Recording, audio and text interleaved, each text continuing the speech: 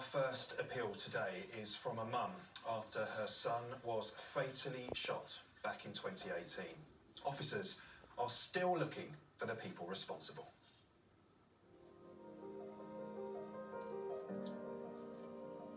Ethan was a fun-loving boy.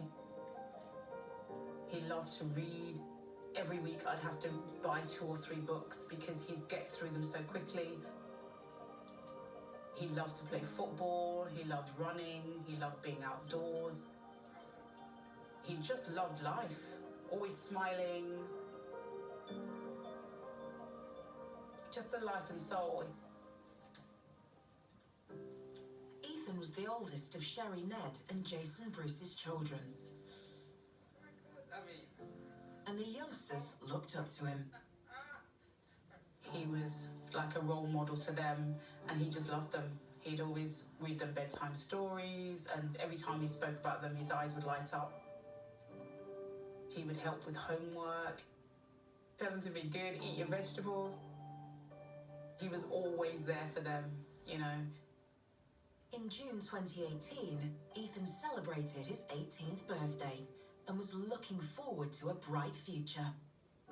He just started his life. He just found love, and he was just in the early stages of manhood. In October 2018, Ethan was spending the weekend with his girlfriend in Greenwich. Sherry caught up with him on the phone. This was about 4 or 5 o'clock we spoke. He said, "Mum, I'll call you back later." I didn't get the call, and I just assumed that maybe he had fallen asleep or something like that. So I thought I'd catch up with him the following day, and that call never came.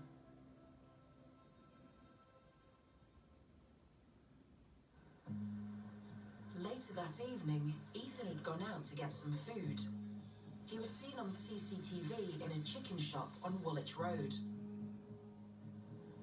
Nearby, 2 vehicles, a Ford Cougar and a motorbike, were driving around the area. Police believe they were looking for someone. As Ethan left the takeaway, he was confronted by a man in a motorcycle helmet.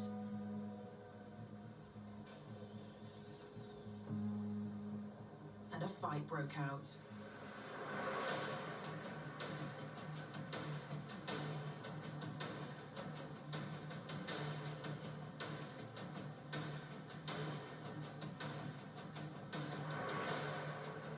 Parked across the road, the driver of a Ford Cougar joined the brawl.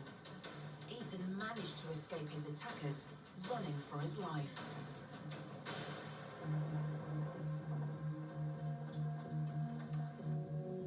Both vehicles followed after him. Ethan ran towards a nearby estate, but was caught up by the 2 men on the motorbike. Police believe one of them pulled a gun and took aim.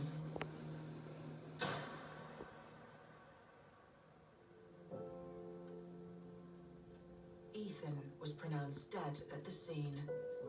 The police came and sat me down and said, "Ethan has passed away." And that was the first time I heard. My knees buckled, I was in shock, I didn't know what to do. And then it started to become real at that point.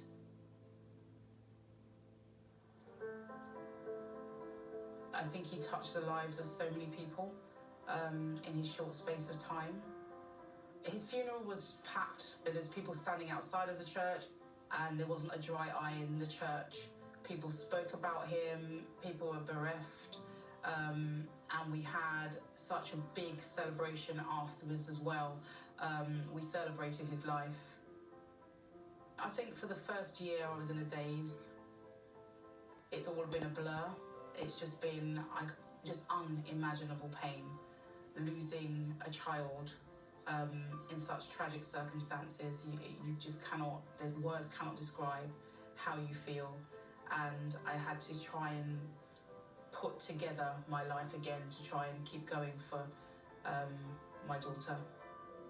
Almost 3.5 years later, Ethan's family are still struggling with unanswered questions. The police have said they've hit a block in the road without answers from people from the community. They can't do any more. Somebody must know something, and if you can put yourself in the shoes of a mother and a family who are grieving and want to know answers, I would ask you to come forward and to give that information. Ethan should have celebrated his 22nd birthday this year. So far, those who took his life have not faced the consequences. Justice would mean for me to know who the perpetrators were, why it happened, and also to see them be convicted and to spend time in prison for murder. He spent 18 beautiful years, and that's what I focus on, but I do need to get answers to be able to move on. And it will never move on completely, but we have to rebuild our lives, and without those answers, it's impossible to do that.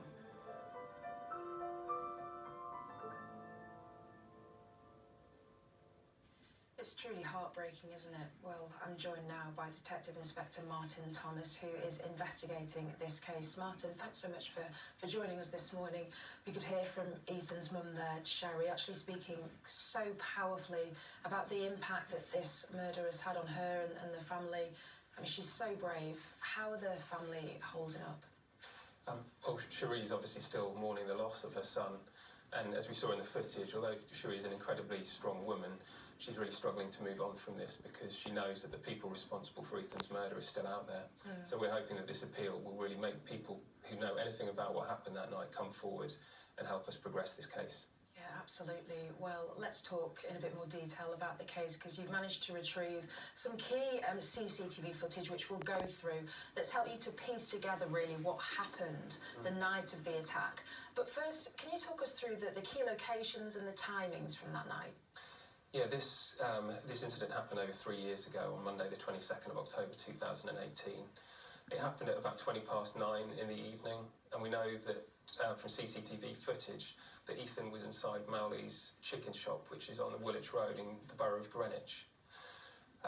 We know that when Ethan left that shop, he was confronted by the man in the motorbike helmet, and a fight broke out, which we've seen on the footage. Ethan ran off from that fight and he went down Comerall Place, which is near Armitage Road. We know that the person in the motorbike helmet got back on a bike, and that bike and a car followed Ethan down to where he went, and shortly after that he was shot dead. Just so tragic. Talking about the car, we've actually got a clip of CCTV that shows that car. It pulled up and joined the street fight. So let's take a closer look at this, just explain what we're seeing here, Martin. We know that car was opposite the chicken shop when Ethan was inside, and the people that are in that car are involved in his murder. It's a silver Ford Cougar, and we know from ANPR footage that car came from the direction of Charlton Village before the murder. The car is displaying false number plates, so we've never been able to identify the true identity of that vehicle, and unfortunately we've never been able to recover it either. Let's take a look at some CCTV footage of the motorbike as well. We can see that here. Yes, it's a large black motorbike. We believe it's a Triumph Street Triple or a Triumph Speed Triple. We believe the person that got on the back of that bike was the person who confronted Ethan, and we think that he may also be the one responsible for shooting him later. But any information on those two vehicles, as we haven't been able to recover them, about their true identity or their whereabouts, would be incredibly useful in this case. And there's also somebody within the CCTV footage that you're really keen to identify. That's right. When Ethan was inside the chicken shop, CCTV captures a man walking past that chicken shop. You can see him here. He's a white male with a beard. We've never been able to identify who he is, but we know that he has information that could be crucial to this case. So if he's watching, I'd encourage him to come forward and speak to us. Or if anybody recognises who he is, please get in contact with us. Let us know who he is, because we believe he's a crucial witness in this case. Absolutely, and as we heard before, this is something where the family are in unimaginable pain. For anybody that's watching this morning that's actually in two minds as to whether to get in touch, what would you say to them? There are people out there who killed Ethan Nedd-Bruce, and I'd encourage anyone with any information about this case, no matter how small, to do the right thing and call the police. And if you're not willing to speak to the police, you can call Crime Stoppers and remain completely anonymous. Martin, thanks very much, and we'll catch up with you again a little bit later in the programme. Hopefully we'll have some updates on this case. Thank you.